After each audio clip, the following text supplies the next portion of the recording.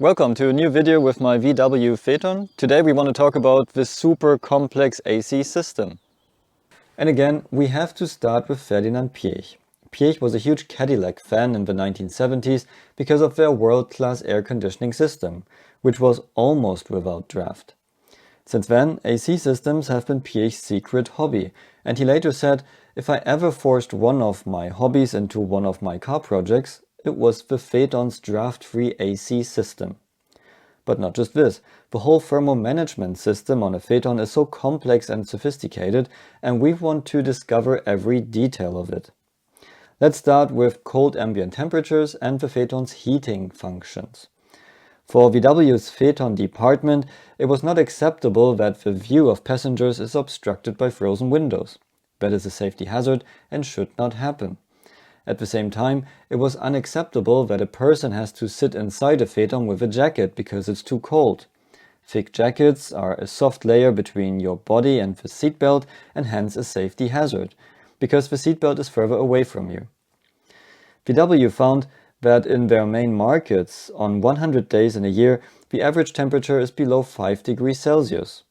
So for the especially created Phaeton development department, it was clear that VW's luxury car need an additional heating system, as standard for every Phaeton. The system should be able to heat the car before the people sit inside, and it should help the engine to get up to the optimal temperature as quickly as possible to be as efficient as possible. And if necessary, it can also keep the engine on the optimal temperature. So they designed an external heater which sits in the left-hand side bumper and has its own exhaust system. This heater is optimized for low noise and low vibrations, and we quickly have to take a look at the unusual design of its own fuel pump. Because it sits above the rear axle, so close to the rear passengers, it was important that this pump is quiet. So the engineers decided for an electromagnetic piston pump, which is small, quiet, very reliable because of its simple design, and it's very accurate, so the heater doesn't need too much fuel. There are 3 ways to start the external heater. First one is, you set a start time and duration in the Phaeton center screen. The second one is with the key fob. For these situations, when the car is stationary, the Phaeton will use an additional valve to cut out the engine and only heat the interior. So the engine stays cold, and it sadly doesn't help to avoid a cold start of the engine. The third option is the automatic mode, where the ECU decides if it needs the heater or not. So if the coolant temperature is below 60 degrees Celsius and the ambient temperature is below 5 degrees, it will start the heater. If the coolant reaches 76 degrees, the heater switches from full throttle mode to half throttle, and at 78 degrees it switches off. If the coolant temperature falls below 78 degrees again, it switches to half throttle. If it falls below 70 degrees, it switches to full throttle mode again. So the engine is always kept at its perfect operating temperature, and it doesn't matter which engine you have in your Phaeton or how much heat you need for the cabin. There's always more than enough heat to warm up the car quickly. Downside of this is that you have up to 50% more fuel consumption in winter when you only drive short distances with your Phaeton, because the external heater would always run on full throttle. If you drive longer distances, the car will heat up quickly, the heater switches off, and you can have the same consumption as in summer. Okay, so we have hot coolant available now. The next thing we need is air before we go into the Phaeton's huge AC unit. The Phaeton sucks air from the windscreen center, where we have higher pressure while driving. That helps to keep the power requirement of the interior fan low. Here is the first net, which filters out dirt. Air then goes into the drain area and is sucked through the 2 large interior filters and through the hood into the AC unit's large center air intake. So you have twice the filter area than on normal cars. The Phaeton uses 2 ambient temperature sensors, one in the lower front air intake and one at the interior filter. It always takes the lower value of both as ambient temperature. If one sensor fails, it can use the other one and the AC system still works accurately. Also, there is a sensor for air quality next to the interior filter. This sensor basically works like a nose, and if it's smelly outside, the Phaeton doesn't suck in air from outside. And that's the next topic. In every car you can decide if you want to suck in air from outside or if you suck in cabin air and heat or cool it again. An automatic AC system decides that for you, and you might have noticed that in some cars the air inside is really bad after a few hours drive and you have to open the windows. That's because the manufacturer adjusts the system to use more cabin air, so they have to heat the air less or in summer cool a bit less, which saves energy, but you don't get enough fresh air inside the car. Another point is that most AC systems suck in cabin air from the passenger's foot compartment. So if your girlfriend has smelly feet, the system spreads it in the whole car. Also here, for that reason, not in the Phaeton. It sucks cabin air from above the dashboard. And the recirculation is set up in a way that it always allows enough fresh air inside the cabin, so you won't have this bad air effect in a Phaeton. On the other hand, if there is a bad smell outside, you won't realize it inside a Phaeton because it will detect it quickly and close the intake.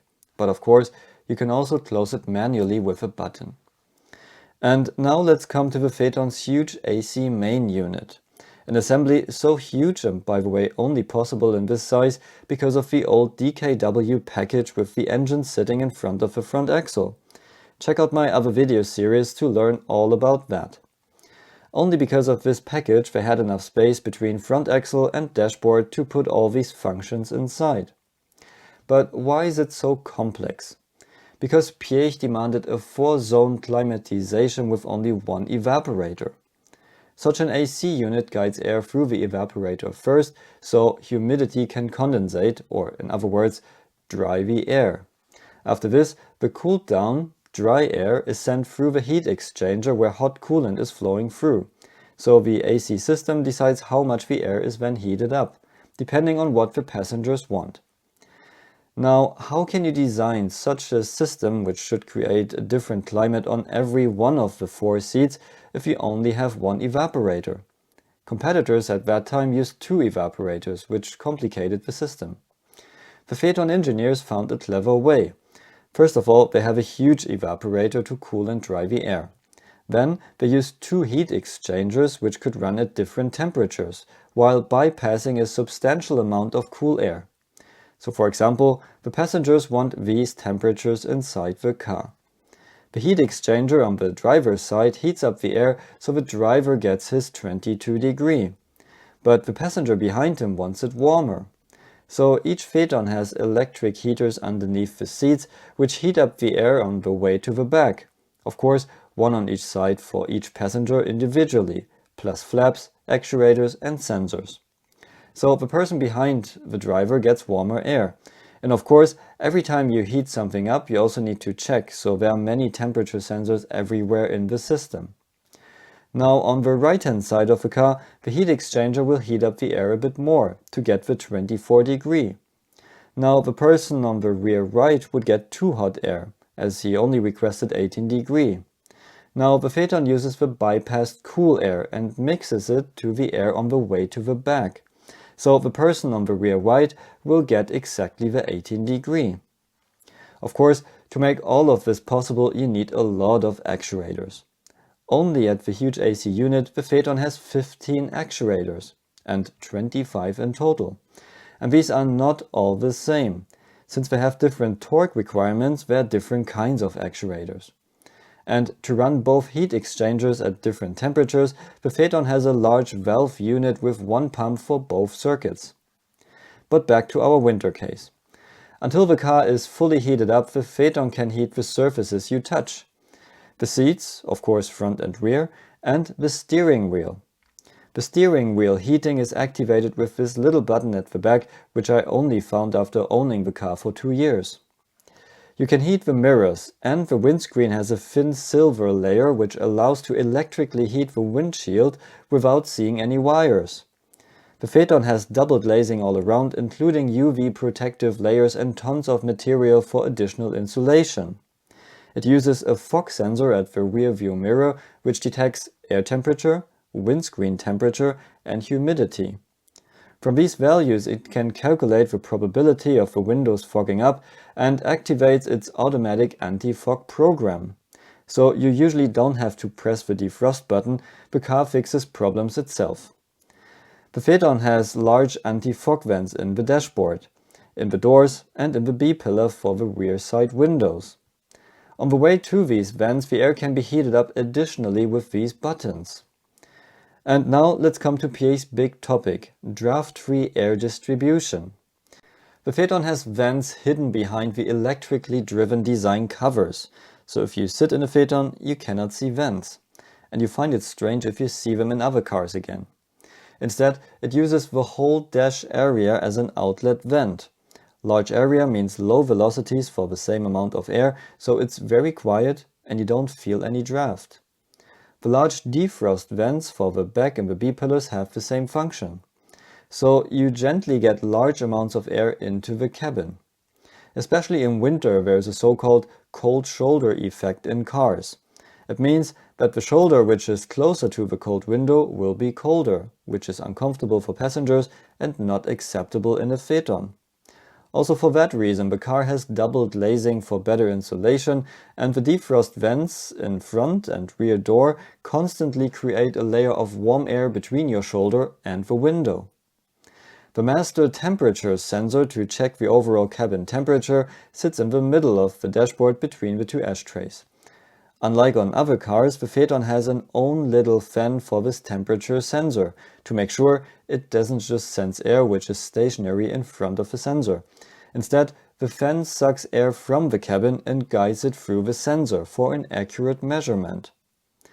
And so you have a living room-like feeling when you're traveling with a Phaeton in winter conditions, and you don't really care about what happens outside. When you park the car, you have a rest function. That means that as long as there is hot enough coolant, the AC system keeps the interior temperature, although the engine isn't running. And now let's talk about summer with a Phaeton. Let's say the car parks in the sun and you want to start your journey. First of all, the interior is up to 20 degrees cooler than a normal car because the Phaeton has a solar roof, which provides up to 37 watt. It runs the interior fan and hence the cabin doesn't heat up as much. And by the way, that also helps you in winter against fogging up windows. Now you start the car, the external heater stays off because it's too warm outside. But because the Phaeton has an oil-water heat exchanger, both systems are equally hot very quickly. The Phaeton has huge powerful fans, which start now, and a floor vent which was especially designed for the Phaeton with its 300 km/h requirement to have enough cooling. This huge cooling capacity helps us now, and together with the large evaporator, the interior can be cooled down quickly. On the dashboard, the car has a solar sensor, sensing from which side the sun is shining and adjusting the air distribution to it. Now, the Phaeton will open its vents and blow cold air towards the passengers. If you don't want that, you can use the button underneath and reduce the volume flow, which is indicated by LEDs. If you don't want air blowing at you at all, the Phaeton will close this vent. So while driving, you don't realize if these vents are open or not. They are absolutely quiet and elegant. So occasionally, while driving, you realize, oh, the sun is on the right now. The right vent is open. Or only the center vent is open, the others are closed. It really has its own brain, and it works great. You don't need to worry about it, and you always have the perfect climate. Usually after the pull down, so the quick cooling down of the cabin where all vents are open, the Phaeton will close the vents again if he can keep the cabin temperature without the vents. But of course, if you want them, you can always open them in the settings manually. The Phaeton uses a powerful 7-piston swash plate AC compressor. So it doesn't have a magnetic clutch and instead a swash plate which can be angled. The bigger the angle, the bigger the stroke of the pistons. If AC is off, the compressor runs at 2% stroke for minimum energy consumption. So let's take a closer look how all of this looks like in the real car. So first of all, the dash with 6 dials. So smaller cars at the time had 2 dials, then mid-size car like the Passat had 4, the Phaeton had 6. So you can always see oil temperature and water temperature. And in the center screen you can see the AC unit. So here you can adjust everything you want. So right now it's running on auto, you have a separate button for this. you can change the temperatures up here. And you can do this individually for every single seat. These are the two front seats. If you want to adjust it for the rear seats, you just go to the next page, which is this one here. So you can do the same thing here.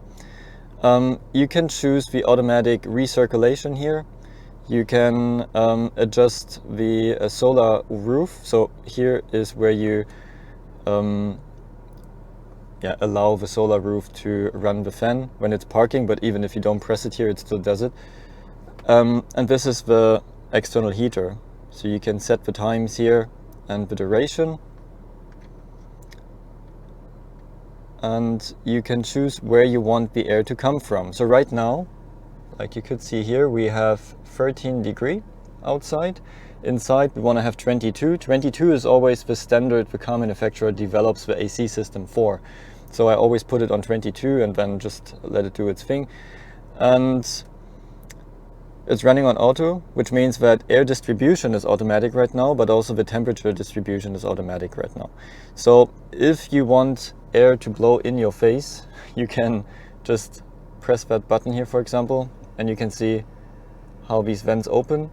It's quick, it's quiet, you don't hear anything when you do this. And then you can see these little LEDs, so you can adjust the volume flow with this. For example, if you don't want that, you can see how the LED is shifting to the side. So now you have very little air. And if you don't want this at all, you can see the LED is off, and then this is off as well. If we want to go back to auto, you just press the button, so you don't need to fiddle around in here. It's not a touchscreen in this one here.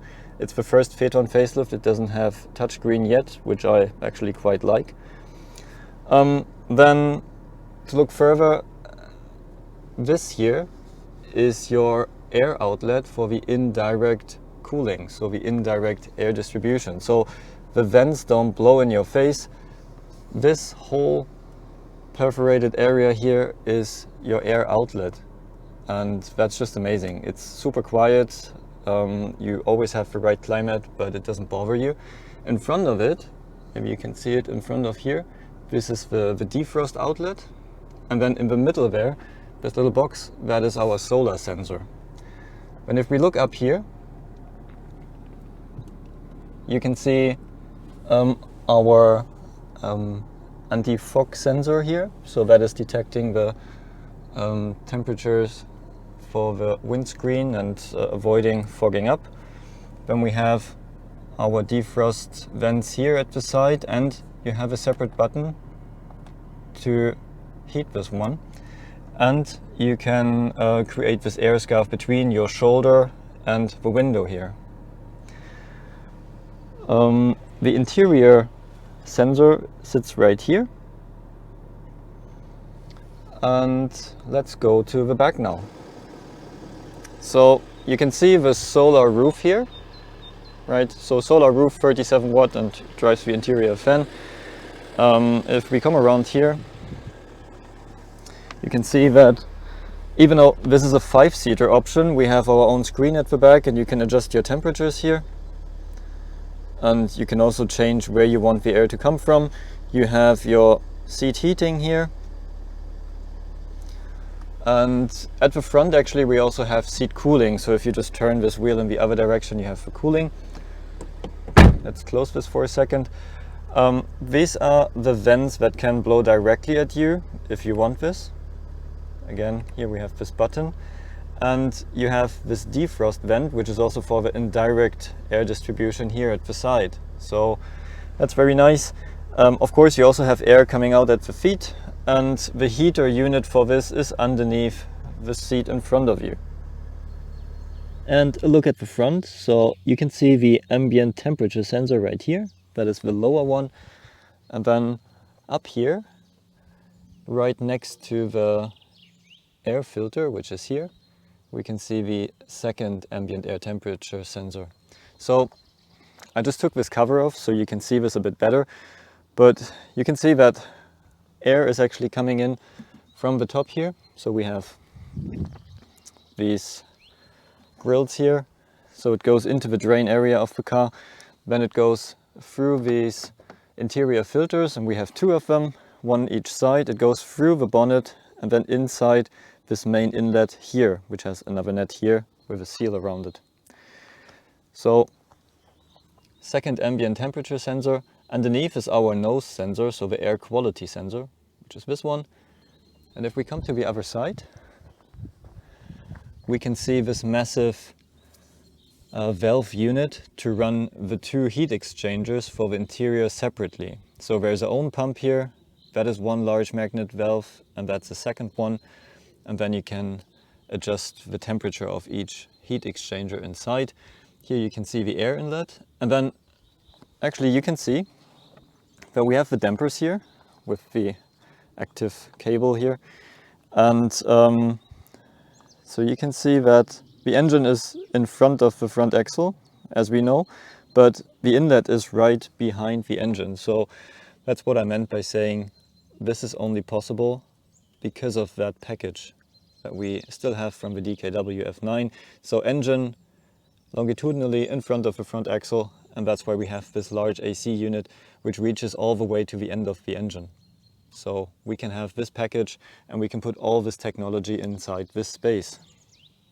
So I hope you liked this insight into the VW Phaeton's technology, and see you at the next video.